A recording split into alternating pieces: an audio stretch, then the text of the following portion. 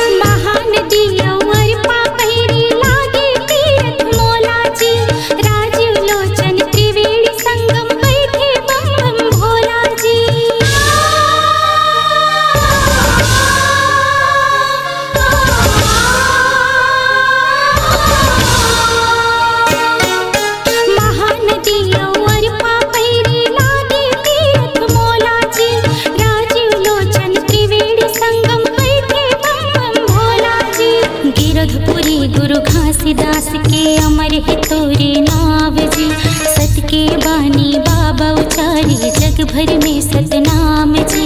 देवी देवता के घर बसेरा हो, देवी देवता के घर बसेरा, लागे सोन चिड़ैया। जय छत्तीसगढ़ मैया बोलो, जय छत्तीसगढ़ मैया, जय छत्तीसगढ़ मैया बोलो, जय छत्तीसगढ़ मैया, जय छत्तीसगढ़ मैया बोलो, जय छत्तीसगढ़ मैया।